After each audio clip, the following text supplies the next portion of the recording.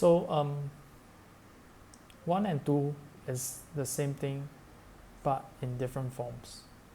So 1 is like basically a brute force naive way of presenting what your exact output is. So we're saying a bed, net and tent, 8, and t when grouped together.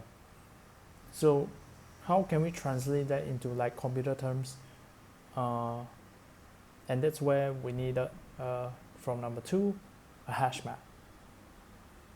Number 2 represents like the first value, which is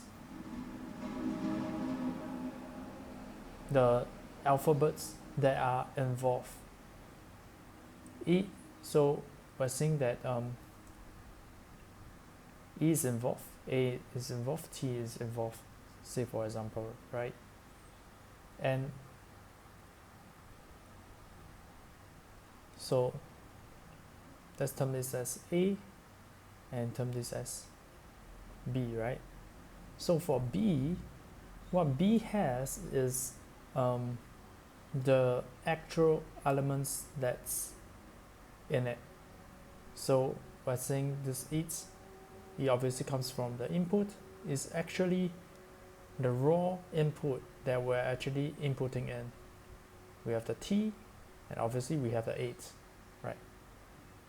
So B represents the raw input, and A, it's the new alphabet identifier that we detected from the array that we are seeing from the raw input itself. So for B, we detected that there is like a E, there's a A, and there's a T.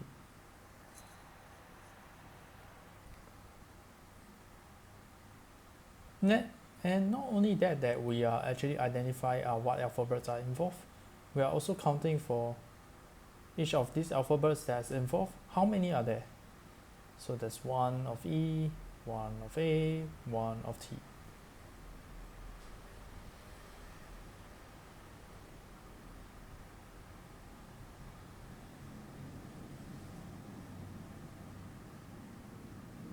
So why are we all doing all this at the end? We reverse engineer from what is like the raw output that we want to get, which is what we see in the number 1, which is this. We want to group all the anagram into their subcategories,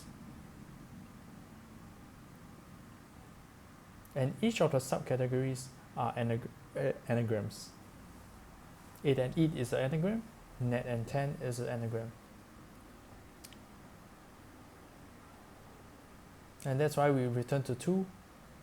We first identify what's the alphabets in the raw input from B, E, A, and T, count how many of them are there,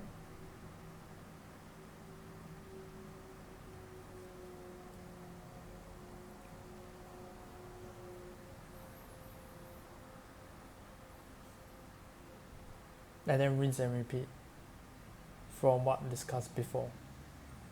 My next curiosity question is to regards to what is like the computational language that allows us to be able to actually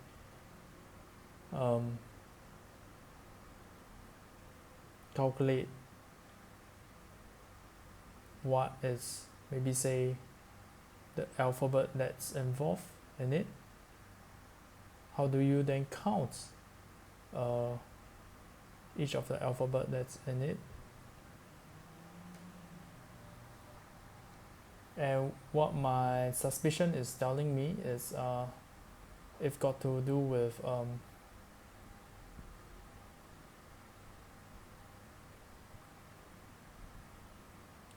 for loop. That means maybe you say you loop through the whole string. So for C in blah blah blah blah blah,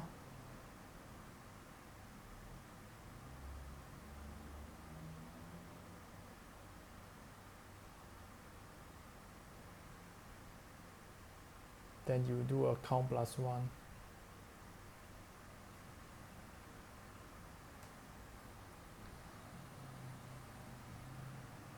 And so with that, if you do this for loop, if you carry out the B operation, you are then accounting for the alphabet. You are accounting how many number of it is.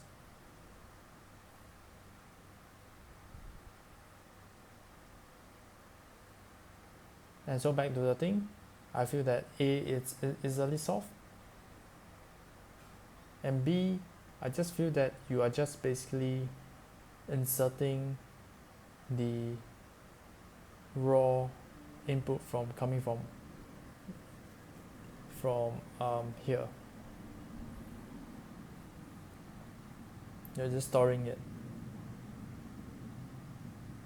Nothing much else to actually talk about this.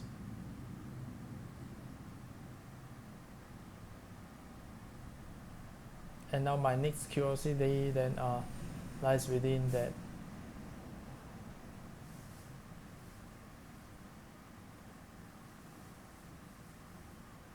because the alphabets are being arranged differently, right?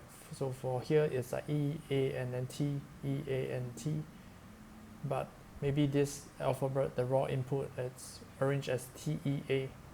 How does it know how to actually identify which is which? That it actually belong to this. But at the same time, I just feel that the operation of like carrying out the B operation, it does then account for the A operation. So both A and B operation do actually account for, no matter how jumbled up your alphabets are in the raw input. So that's how I actually feel it. And with that being said, that I think that this whole number 2 operation over here, it will just be able to actually produce the output of the one raw output that we've discussed. So yep, I think this was the only solution that was actually being discussed for this video tutorial. So yeah, there you have it. Everything comes to an end.